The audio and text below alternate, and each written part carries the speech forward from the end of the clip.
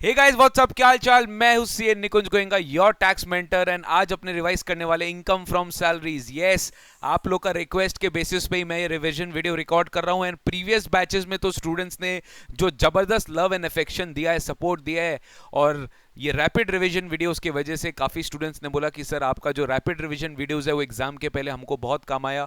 तो ये चीज़ मैं बार बार रिपीट करता हूँ अपने माइंड में, and this motivates me to record more and more videos for all my dear students, for all my YouTube family, for all my regular batch students, fast track batch students. कैसे भी अगर आप मेरे से related हो तो ज़रूर हमारे चैनल को सब्सक्राइब करो, बेल आइकन बटन दबाओ, नोटिफाई तभी होगा, वरना आपको वीडियो का नोटिफिकेशन मिलेगा नहीं। ठीक है, तो आज हम फटाफट आपको रिवाइज करवाने वाले हैं इनकम फ्रॉम सैलरीज। रिवाइज करवाने वाला है, पहले डिस्क्लेमर दे देता हूं, ठीक है। तो वीडियो को डिसलाइक मत करना अगर फास्ट होगा। फास्ट मैंने बोल दिया, मैं पहले होऊंगा, क्योंकि this is a rapid revision sir, it is not a regular class. ठीक है, इट इज एक्सपेक्टेड कि आपको सैलरीज के बारे में पता होगा। तो only if you know about this topic then you see this video, else please don't see this video, please close this video. और अपने से जो भी आपके रिलेटेड फ्रेंड्स है, जो आप जानते हैं कि जिनका प्रिपरेशन कंप्लीट हो गया होगा, उनको जरा फॉरवर्ड कर दीजिए। Thank you so much guys. चलो स्टार्ट करते हैं income from salaries. Sir income from salaries जो हमारे एग्जाम में आएगा एक full fledged question income from salaries में से आता है। एक full fledged question income from salary में से आपको पूछा जाएगा, so you better be careful. And income from salaries is a very simple chapter. आप अल्टीमेटली जब फ्यूचर में when you will B going to go to big MNC company, so this chapter will definitely help you in your practical life. You should be knowing the taxability in the Income Tax Act 1961, how your income from salary is going to be taxable. फिलहाल exam point of view से if I talk, exam point of view से you will be getting a full-fledged question on income from salaries. You will be given allowances, perquisites, and then you will be asked to calculate income from salaries. Okay, तो चलिए sir start करते हैं। income from salary section number 15 is the charging section। तीन section है 15, 16 and 17 of the Income Tax Act 1961, जहाँ पे आपको income from salary पढ़ना है। सेक्शन 50 चार्जेबिलिटी बोलता है कि any payment made by employer to employee will be considered to be income from salary in the hands of employee. याद रहेगा, इनकम फ्रॉम सैलरी एम्प्लॉय के हाथ में माना जाएगा जो भी पेमेंट एम्प्लॉयर एम्प्लॉय को कर रहा है during the course of employment will be taxable in the head income from salary. But इसके नीचे प्रोवाइजो में लिखा हुआ है कि अगर किसी पार्टनर को अपने फर्म से कोई भी पार्टनर को अपने फर्म से रेम्यूनरेशन मिल रहा है, तो that is not salary, that will be taxable under PGBP. Okay, so partners if getting remuneration from partnership firm, that will not be taxable in income from salary, it will be taxable in income from PGBP। ये आपका profits and gains from business और profession माना जाएगा। Next sir, place of accrual of salary. Place of accrual of salary section 9 में we have already studied कि when will your salary income will be taxable in India for any person if the service is ultimately rendered in India, if the ultimately provision of services in India, तो उसका corresponding salary भी income from salary में India में ही taxable हो जाएगा। ठीक है, तो सर डिपेंड करता है कि आप सर्विस कहाँ प्रोवाइड कर रहे हो, डिपेंड करता है कि उसका सर्विस का इनकम आपको कहाँ रिसीव हो रहा है। Based on this two factors you will decide whether your income from salary will be taxable in India और नॉट इन इंडिया। ठीक है सर, मेन जो एग्जाम में आता है, मैं आपको स्ट्रेट अवे एग्जाम वाला पॉइंट में लेकर चलता हूं, that is components of salary. Components of salary जो गाइस सबसे ज्यादा मेन है इस पूरे चैप्टर में। You should be knowing the taxability treatment. In fact exemption chapter is very much connected with this chapter income from salary, where you need to know for every income which is taxable or for every income which is included in gross total income in salary, you will also get some exemptions from that. So you should be knowing what are the exemptions, corresponding exemptions which are provided in income from salary. So basic salary is the minimum amount of consideration which is paid to you by the employer. That's the basic salary which will be given in the sum. Over and above that, you will be getting certain fixed sum of money for some specified purpose which is known as allowances. Allowances की भी taxability होती है, exemption होता है, we'll understand in the due course of time. Then comes non-monetary benefit, then comes other than cash benefit which you get, right, in terms of non-monetary consideration from your employer to employee will be considered to be perquisite, जिसका taxability का rules है, जिसके कुछ exemptions है, will study in due course of time. Then comes retirement benefits. After retirement or your resignation, you are entitled to get certain benefits like gratuity, leave encashment, pension. So you are entitled to get that benefits which is taxable in your income from salary, but you will also get exemptions from that retirement benefits, which you should know how to calculate. And lastly comes profits in lieu of salary, which we'll study in due course of time. So chaliye sabse pehle we'll discuss allowances. Allowances we are basically going to categorize in three parts. First is fully taxable allowances, second is partly taxable partly exempt allowances, and third is fully exempt allowances. ठीक है, तो fully exempt सबसे पहले जान लेते हैं what are the fully exempt allowances, then we'll move on to partly taxable partly exempt allowances, then we'll move on to मतलब जो बैलेंसिंग फिगर बचेगा वो हमेशा fully taxable में आएगा, उसमें कोई exemption deduction नहीं मिलेगा. तो सर fully exempt allowances में basically comes 10 clause number 7, that is allowances which is given to the government employee outside India who is an Indian citizen or he is rendering service outside India and government is paying to them, then basic salary will be taxable but allowances and perquisites will be exempted. Allowance भी exempt होता है और आगे जाके अपने check करेंगे perquisites भी exempt होता है. Sir high court supreme court जजेस को जो समचुरी अलाउंसेस अलाउ होता है, allowances which is paid by United Nation organisation, compensatory allowances which is received by a जज, these all will come under the purview of exempt allowances. Then comes partly exempt and partly taxable allowances. Partly exempt and partly taxable allowances. तो partly exempt partly taxable में दो तरह के allowances होते हैं, एक HRA, okay, that is 1013A, and 1014 में other specified allowances. So we'll come to HRA. What is HRA sir? House rental allowance का exemption कैसे calculate करना है आपको?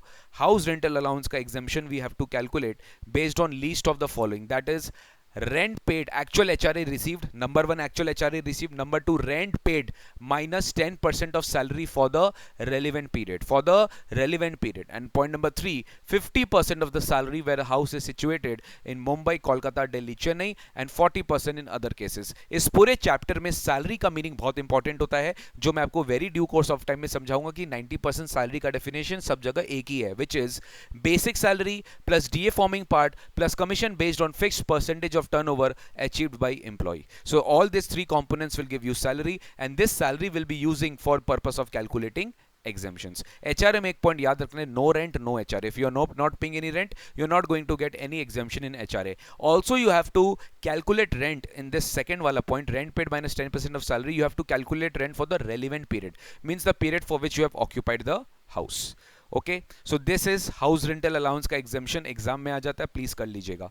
Okay sir, what are the other allowances which are taxable? Other allowances में dearness, overtime, fixed medical allowances. Please remember, medical perquisite is partly exempt but medical allowance is fully taxable. City compensatory allowance, interim allowance, servant allowance, project allowance, tiffin allowance, lunch allowance, any cash allowance, warden allowance, transport allowance except handicapped employees. मतलब जो handicapped employee को transport allowance मिलता है, अभी अपने पढ़ेंगे, that is exempt partly, but other than handicapped employees को अगर ट्रांसपोर्ट अलाउंस मिल रहा है तो it is fully taxable. Okay, it is fully taxable. This is a revision going. I hope you will understand the importance of the revision.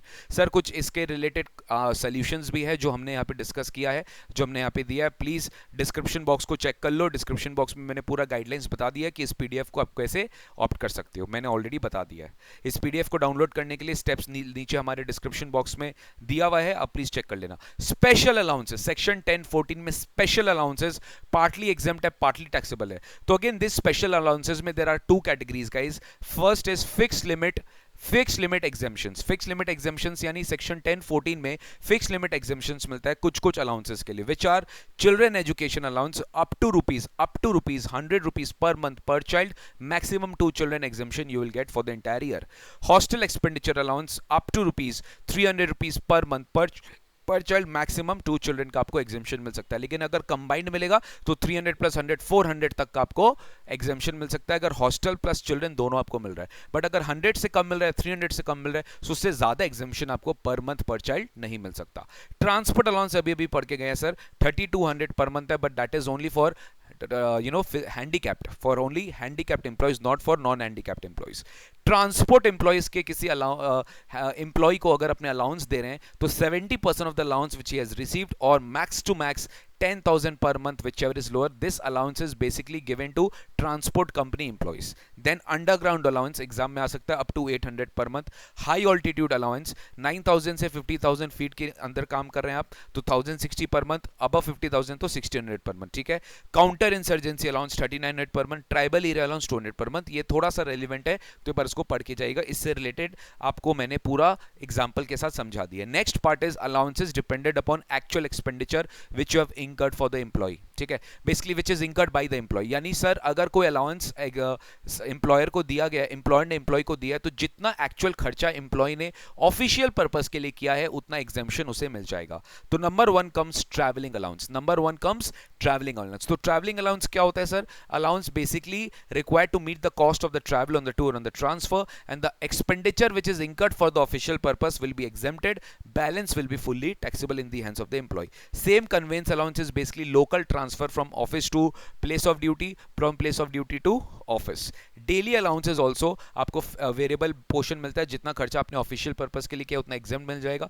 Helper, research and uniform, ये सारे के सारे allowances guys अपने discuss कर चुके हैं। ये सारे अलाउंसेस आपको मिलेगा बेस्ड ऑन, ये सारे अलाउंसेस आपको मिलेगा बेस्ड ऑन योर क्या बोलते हैं actual expenditure incurred for official purpose. This is deleted White Finance Act 2020. exempt allowance जो है सेक्शन 1045 में गवर्नमेंट ने इसको डिलीट कर दिया, ठीक है। ये जो अलाउंसेस है यूपीएससी चेयरमैन मेंबर्स को मिलता था, अब ये नहीं होता, इसको डिलीट कर दिया गया है। सर मेन बात अलाउंसेस का मुद्दा का हम लोग सही लिया। अब आते हैं सर मेन परक्विजिट्स के लिए, रिटायरमेंट बेनिफिट उसके बाद पढ़ेंगे। व्हाट आर बेसिक परक्विजिट्स जो आपके एग्जाम में रेलिवेंट है वो मैं आपको पढ़वा रहा हूँ। देखिए it's a rapid revision class, it is not a full fledged regular batch जो चलता है आपका एग्जाम के लिए। जो basic important things, everything related to this chapter I'm going to discuss in this video, so that even one day before the exam if you just watch this video and listen to what I'm saying, आपको सारा provisions recall करने में help हो जाएगा sir, ठीक है। सबसे पहले मैंने टेबल आपके लिए बनाया है category of perquisites। तो again I will divide the perquisites in three categories। number one category is fully exempt perquisites, ठीक है। number two is which are the perquisites which is taxable in the hands of specified employees, and number one is which are the perquisites which are taxable in all employees। Sir ये all employees, specified employees का concept is not at all relevant, ठीक है। आप एक normal perquisite पढ़ के चलो कि ये सारे perquisites है जो हमें एग्जाम में पढ़ना है। exempt perquisites सबसे पहले आते हैं। Telephone allowance is fully taxable, remember, but telephone facility is not taxable. Telephone facility इसका मतलब कि आपको फैसिलिटी प्रोवाइड कराया जा रहा है, अलाउंस नहीं प्रोवाइड किया जा रहा है, you are claiming reimbursement of the telephone expenses from the employer, then this is a telephone facility which is providing to you and this is exempt in your hands। medical insurance premium which is paid by the employer on your behalf, it is a perquisite but this is not taxable in your hands, it is exempt। similarly accident insurance premium is exempt but life insurance premium is taxable, याद रखिएगा। employer contributes to staff group insurance funds, that is also exempt in the hands of the employee। training, some kind of training or refreshing course which is provided by the employer to employee, again it is exempt। and lastly very important, taxes which is paid by the employer on non monetary perquisites on behalf of the employee, okay, so this taxes which is paid by the employer, this will be fully exempted in the hands of the perquisites। Next आता है sir, so these are basic perquisites आपको याद रखना है जो exempt होता है employ के हाथ में। Next comes rent free accommodation, very very important, listen to me very carefully. So if you are a central government employee or state government employee, you may not receive, or any other private sector employee, you may not receive HRA, you will be getting what house। तो accordingly based on whatever house you are getting, you need to calculate the perquisite value of that house। and how will you calculate that perquisite value of the house? based on the provisions of the rules। you don't have to understand, you don't have to learn the rule number guys, just important is कि whatever the provision is you should know that कि क्या provision आपको पता होना चाहिए। Central government and state government employees को क्या होने वाला है? सेंट्रल गवर्नमेंट और स्टेट गवर्नमेंट एम्प्लॉयज को क्या होने वाला है sir? Central government and state government employees का लाइसेंस फी जो डिटरमाइन होता है ना, जो state government central government determine करता है, that will be taxable in the hands of the employee.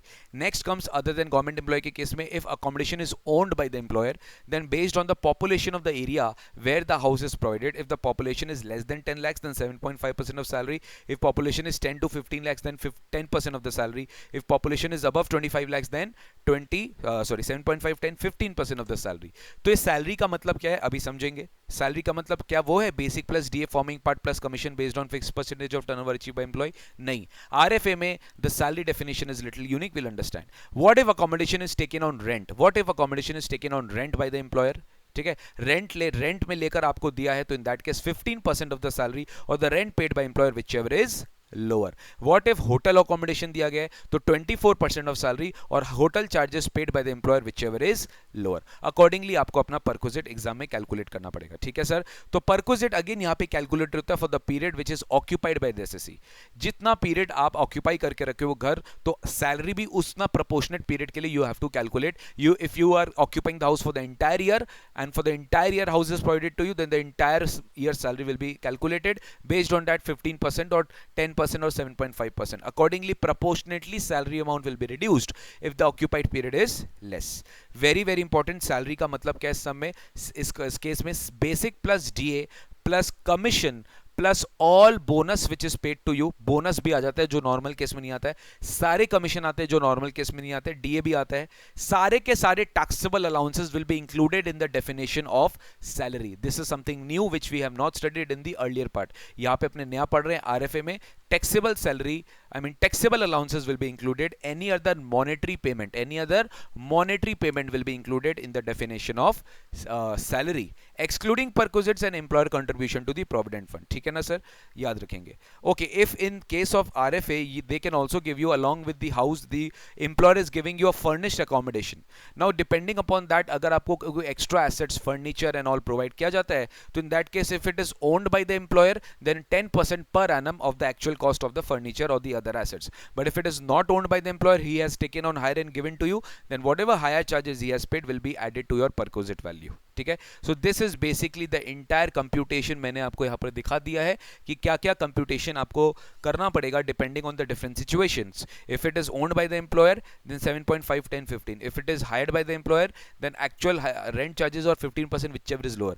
If it is hotel accommodation then 24% salary or hire charges whichever is lower. ठीक है. उसके ऊपर आप ऐड करोगे फर्नीचर का cost 10% per annum और hire charges depending on the case में भी. ठीक है सर. इसका एक सम यहाँ पर हम लोग इलस्ट्रेशन में कर लिया, कर लीजिएगा. नेक्स्ट परक्विजिट आता है interest free loan or a loan at a concessional rate of interest. This is basically if your employer is giving you some loan free of without any interest or charging you lower interest, then the difference of interest which you have saved, and how will you calculate that? SBI rate of interest as on 1st April of the previous year of the corresponding loan which has been provided to you, and of the actual rate which is charged by the employer from you, then which actual rate charged by the employer, the difference will be the concession which you are getting because of that loan which you have been which has been received from the employer. In that case आपको जो interest charge करना है, जो interest calculate करना है, वो monthly outstanding balance पे करना है. repeat, monthly outstanding balance, यानी हर month के end में जो balance आ रहा है उस पे आपको interest calculate करना है.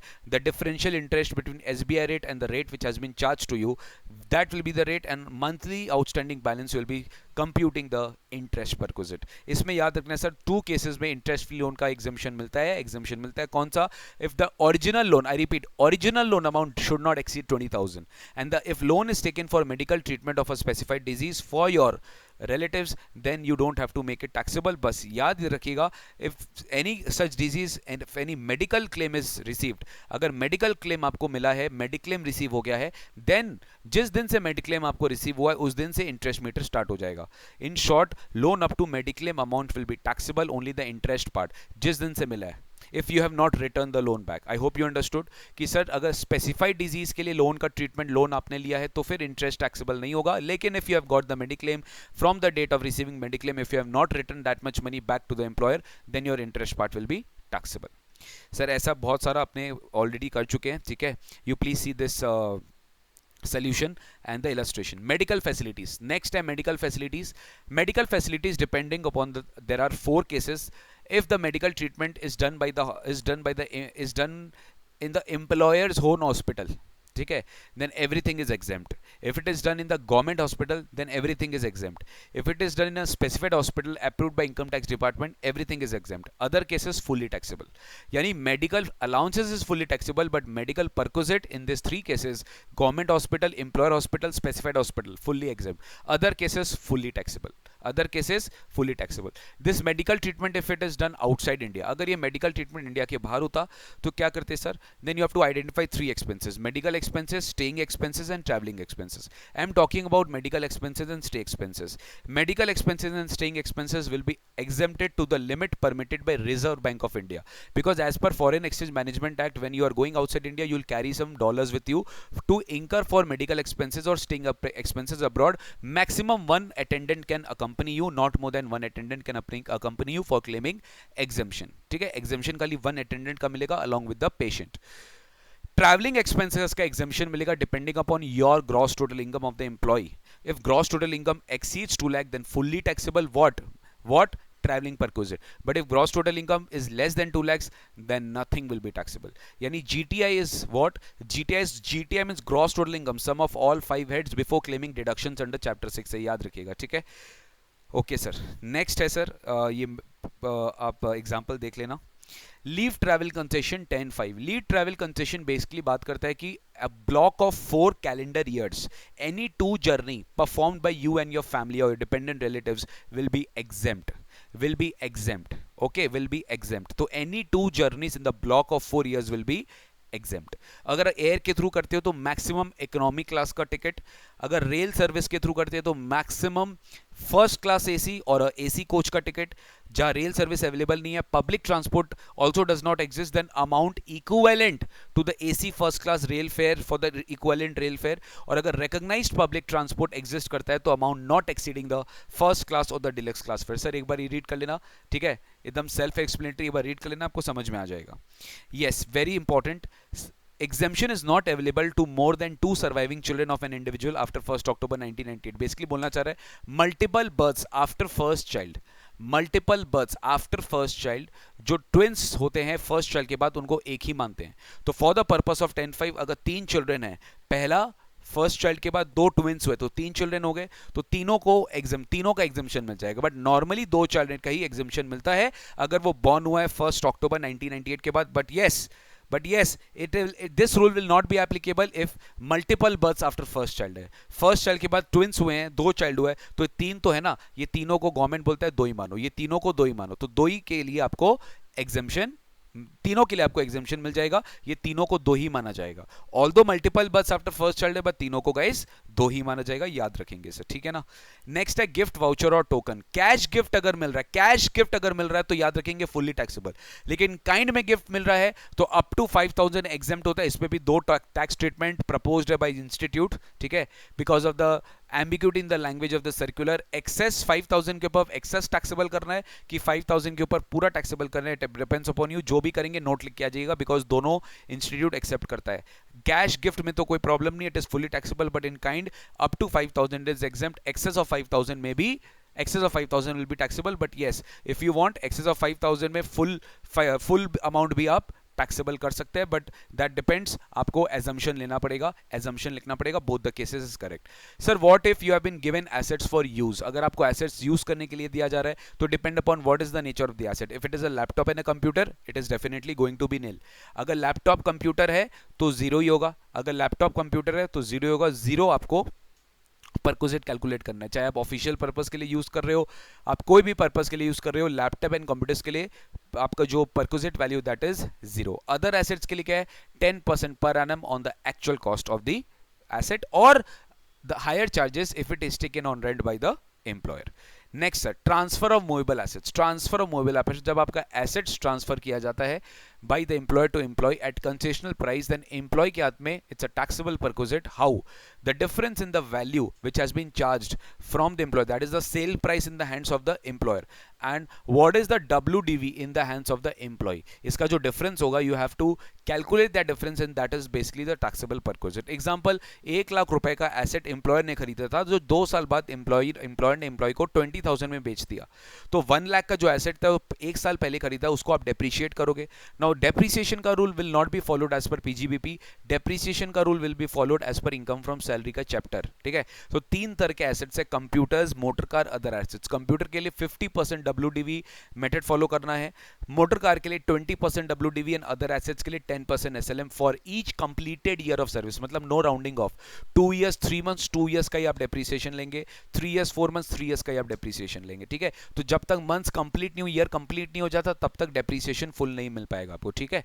तो sir actual cost in the hands of the employer minus depreciation which has been calculated for every completed year of service, उसको माइनस करके नेट डब्ल्यूडीवी निकाल लेंगे, उसको कंपेयर कर लेंगे सेल प्राइस से, जो डिफरेंस आएगा वो आपके हाथ में टैक्सेबल परक्विजिट वैल्यू आ जाएगा। सर इसका अगर कोई इलस्ट्रेशन मिल जाता, सब कुछ दिया हुआ है विद सोल्यूशन, प्लीज इसको ट्राई कर लेना घर पर। नेक्स्ट होता है use of motor car, very very important. Use of motor car is something which comes frequently in your examination, you have to do this very carefully. Sir अगर employer का गाड़ी है और एम्प्लॉयर ही मेंटेन करके रखा है, गाड़ी छोटा है 1.6 क्यूबिक कैपेसिटी लीटर से ज्यादा नहीं है, तो in that case 1800 per month, 2400 per month अगर 1.6 से ज्यादा है।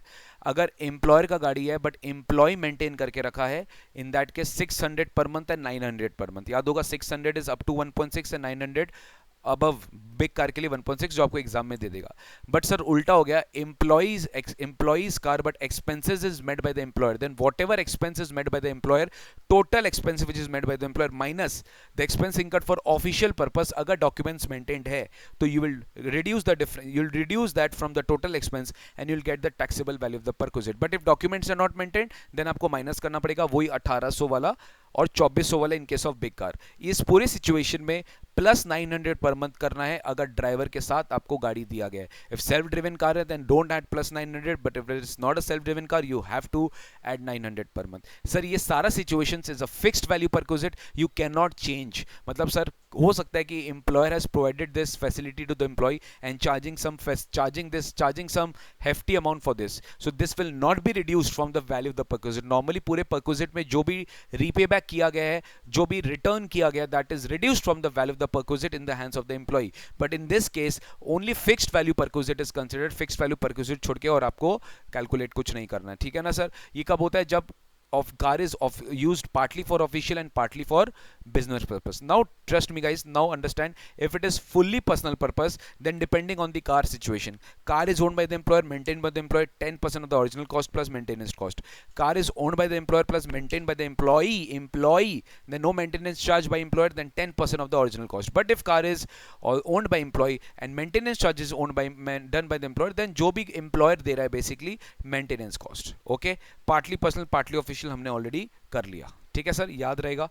ओके, इलस्ट्रेशन भी कर लीजिएगा, इलस्ट्रेशन मैंने कॉपी में बुक में दे दिया है। अदर परक्विजिट्स, अब अदर परक्विजिट्स मैंने एक साथ आपको करवा दिया। एजुकेशन फैसिलिटी, देखिए education allowance is different, education facility is different.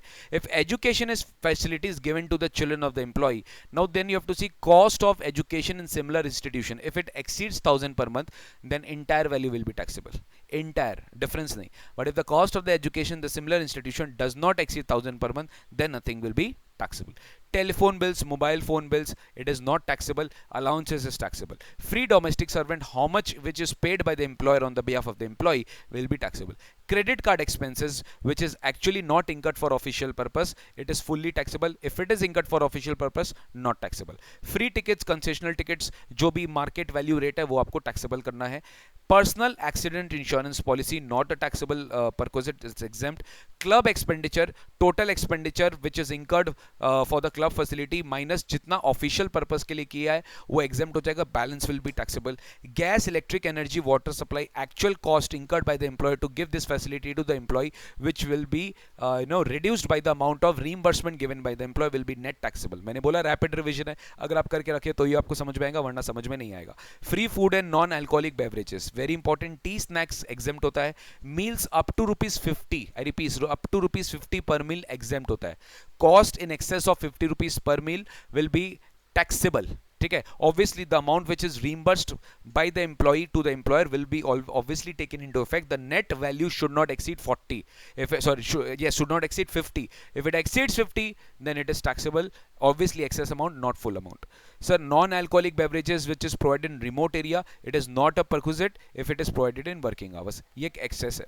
Employee stock option plan. Sir, what if employees are given ESOPs from the company? So that will be taxable in the hands of the employee. I repeat, that will be taxable in the hands of the employee. How? The fair market value of the shares of the option exercised, of ESOP option exercised on the date of the exercise of the option minus the allotment price into number of shares is the ultimate taxable perquisite in the hands of the employee. Now how will you calculate this fair market value? इसका अलग अलग parameters है. अगर listed security है तो जो भी stock market में आपका लिस्टेड है वो शेयर, उसकी एवरेज प्राइस आपको लेनी पड़ेगी, ओपनिंग एंड क्लोजिंग का एवरेज. ठीक है. अगर एक से ज्यादा स्टॉक एक्सचेंज में लिस्टेड है तो जो स्टॉक एक्सचेंज सबसे ज्यादा वॉल्यूम ऑफ ट्रेडिंग करा उस दिन आपको उसका स्टॉक एक्सचेंज का प्राइस लेना पड़ेगा. सपोज उस दिन वो लिस्टेड ही नहीं है, कोई ट्रेडिंग नहीं हुआ, तो you have to take the closest that records the highest volume of trading. ठीक है sir.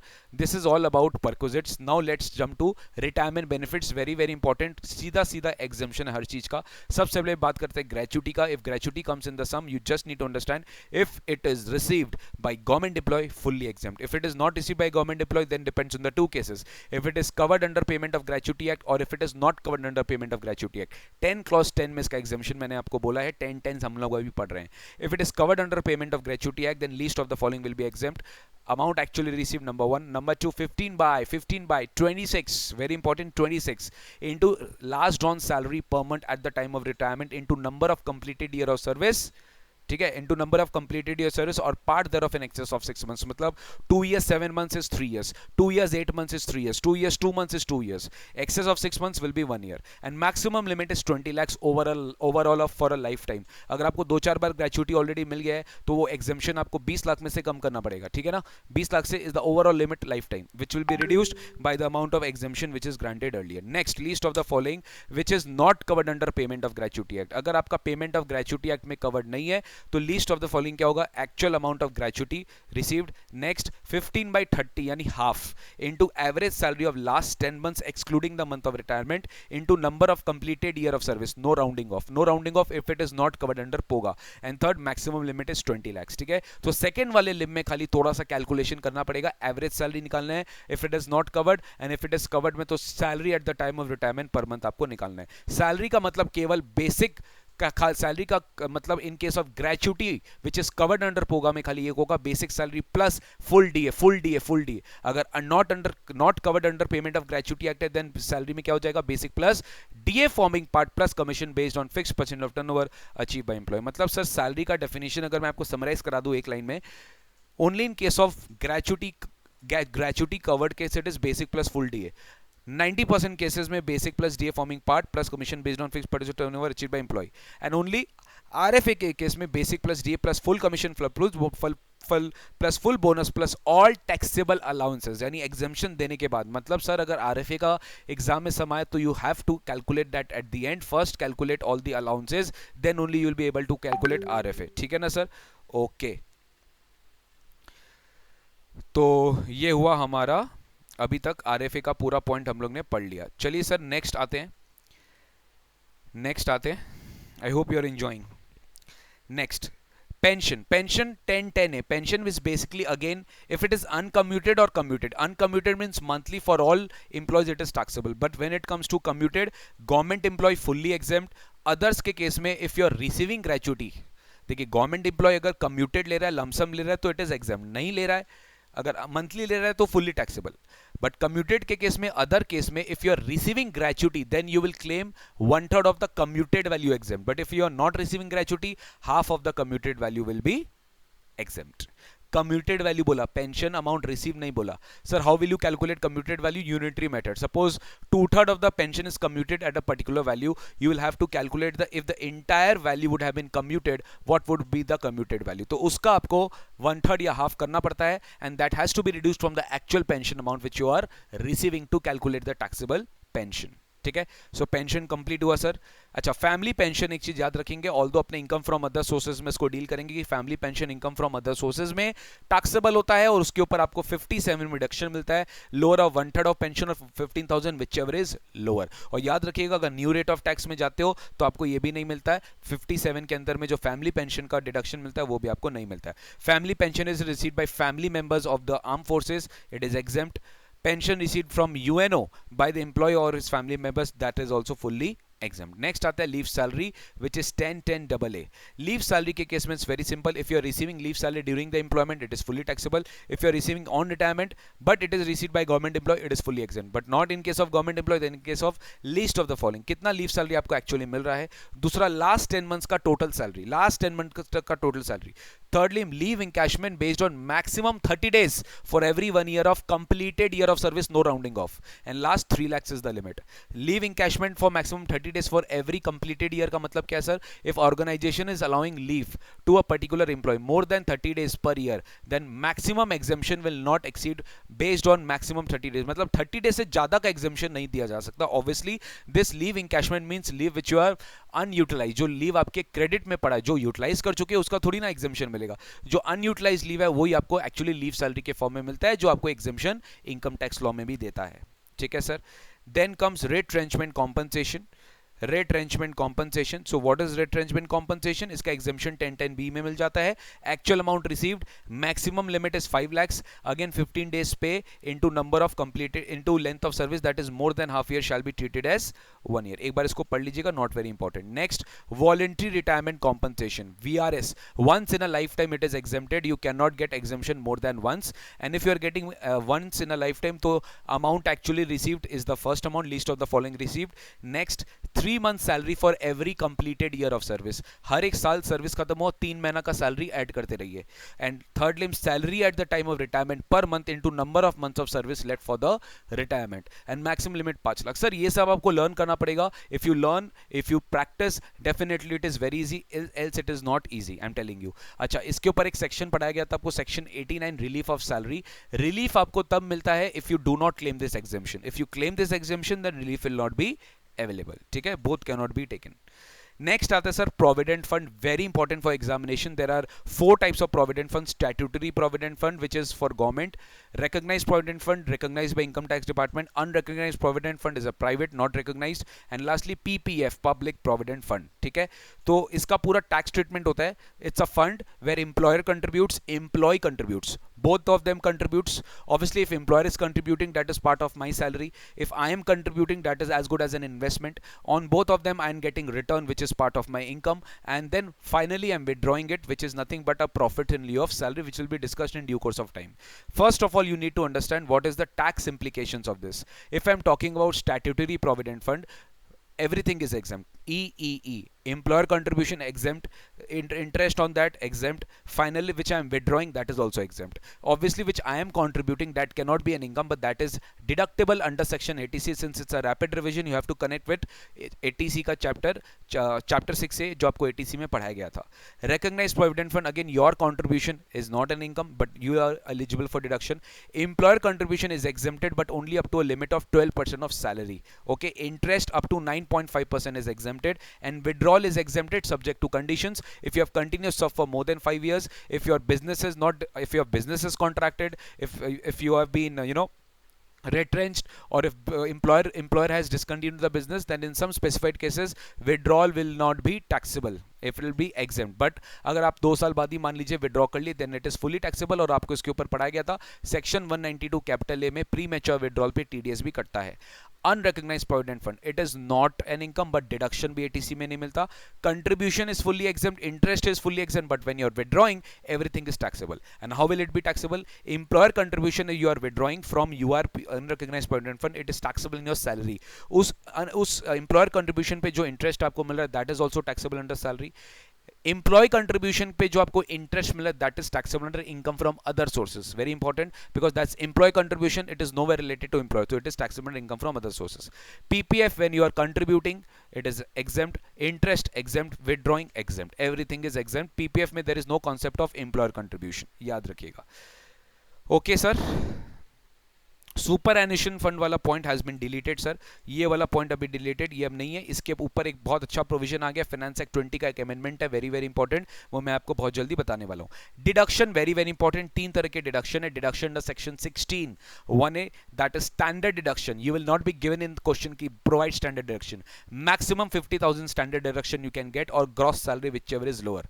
Entertainment allowance is given only, this deduction is only given to the government employee, which is first you have to add it in your salary, gross salary, then you'll deduct in from your gross salary, which is what entertainment allowance which you have received 5,000 rupees is maximum and 20% of the basic salary। याद रखिएगा DA पे कोई exemption नहीं है, यानी basic salary का 20% you'll calculate and वो आपको 16 में deduction दे देना entertainment allowance। next come professional tax, profession पे जो आप tax दे रहे हैं payment basis पे you will be getting deduction, payment basis पे you will be getting deduction। if your professional tax is borne by the employer then that is your perquisite, then you will get deduction। मतलब first आपको income में add करना पड़ेगा क्योंकि वो employer ने bear किया है, लेकिन if you have paid as an employee then no addition, only deduction. यानी डिडक्शन तो मिलेगा ही, ऐड करना है कि नहीं करना depends whether that liability has been borne, whether that payment has been done by employee और नॉट। तो first it will be included in the salary income if paid by the employer and then deduction will be allowed as deduction under section 16। This deduction is definitely allowed on payment basis, payment नहीं करोगे तो entertainment professional tax का deduction नहीं मिलेगा।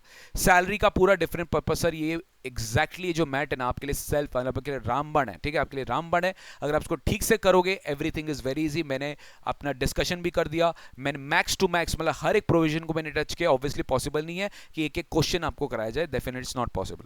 Profits in लिeu of salary, the last point of this chapter 17.3, profits in लिeu of salary के कुछ specified transactions है, ठीक है। Suppose you are withdrawing from provident fund, okay, unrecognized provident fund से आप विदड्रॉ कर रहे हो, excluding employees contribution and interest, वो आईएफओएस में जाता है।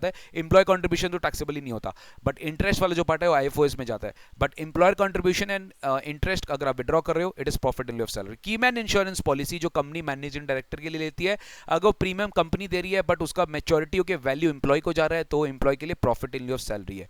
Pre joining bonus, non compete fees which is arising out of the agreement which is related to the contract, then everything will come under profit in lieu of salary, ठीक है। ये theoretical topics relevant नहीं है but फिर भी मैंने दे दिया, very important for exam. इस बार जो अमेंडमेंट आया था फाइनेंस एक्ट 20 ने, गवर्नमेंट ने क्या किया ना, एम्प्लॉयर कंट्रीब्यूशन का लिमिट को कंबाइन कर दिया 7,50,000। What are the different limits? एक तो आपको पढ़ा के गया कि अगर आप रिकॉग्नाइज्ड प्रोविडेंट फंड में कंट्रीब्यूट करेंगे तो maximum 12% of salary will be exempt. Superannuation fund का एग्जेम्पशन ऑलरेडी था जिसको डिलीट कर दिया गया। सुपर एनुएशन फंड तक approve superannuation fund contributing up to 1,50,000 exempt. NPS अगर आपको याद होगा 80 में रेफर्ड है, 80 में रेफर्ड है। इफ एनपीएस में आप कंट्रीब्यूट कर रहे हो तो वहां पे भी आपको डिडक्शन मिल जाता था। याद है आपको 14% of the salary if it is a government employee, other than government employee 10% of salary. तो गवर्नमेंट ने क्या किया, कंबाइंड लिमिट कर दिया कि if employer is contributing towards what funds, provident funds, pension schemes and superannuation fund, more than 7,50,000, कितना more than 7,50,000, then the excess amount will be taxable। मतलब 7,50,000 is basically an overall limit। पहले क्या होता था, लोग इस तरीके से अपना प्लानिंग करते थे कि एनपीएस में भी डलवा दिए, प्रोविडेंट फंड में डलवा दिए, सुपर में भी डलवा दिए, और इंडिविजुअल लिमिट 7,50,000 से ज्यादा हो जाता था टोटल में देखा जाए तो। But now totality above 7,50,000 it will be treated as your salary। तो this was all about guys income from salary. देखिए as I told you it's a rapid revision, और मैंने वीडियो के स्टार्टिंग में आपको बता दिया था कि मैं फटाफट रिवाइज करवाने वाला हूं, एंड उन्हीं स्टूडेंट्स के लिए रेलेवेंट है जो सैलरी बार पढ़ चुके, अच्छे से पढ़ चुके, उनको डेफिनेटली सारे प्रोविजंस रिकॉल हो जाएंगे। At the end of the day I would just like to tell my views on this chapter. Exam के लिए you just need to remember salary में perquisites, allowances and retirement benefits, इससे 3 से बाहर कभी exam में नहीं आता, और प्रोविडेंट फंड ऑफ कोर्स, ठीक है। theoretical topics not expected from this exam, from this chapter, but yes straightforward question आ जाता है exams में, and it is more of a learning chapter, less of understanding। you have to learn the provisions, you have to apply that provisions correctly in the question, and you have to get the answer। You cannot escape from this chapter because finals में guys ये topic नहीं है, जो भी topic है inter में ही आता है, तो please do it very very carefully, ठीक है। बहुत अच्छे से इसको करके जाइएगा। Wish you all the best. Continue to see this rapid revision series, और भी आने वाले क्लासेस में, आने वाले डेज में मैं आपके लिए और चैप्टर रिकॉर्ड करते रहूंगा। एज यू ऑल नो कि रेगुलर क्लासेस फुल फ्लेजेड चालू है, inter final, my god everything is full packed up guys. तो I am trying my level best, जैसे मुझे थोड़ा सा भी समय मिलता है ना, मैं फटाक से रिकॉर्ड करके आपके लिए पोस्ट कर देता हूँ। This is all my support from my side to you. but I may make sure that before your exam starts, all the videos we will see of DT in my our YouTube channel. And for IDT also you can see all the videos is already listed. Please go and see it very nicely. उसका पूरा revision notes भी हम लोग ने already हमारे website में डाल दिया, please जाकर देख लीजिए. Thank you guys, thank you so much, love you all, take care, God bless you and see you very soon in the coming classes. See you, all the best. ठीक है, ध्यान से अपना रिविजन करो, proper revision करो. Take care, God bless you, bye bye and do let me know कैसा लगा आपको वीडियो कमेंट बॉक्स में बताकर. Bye bye guys, take care, God bless you.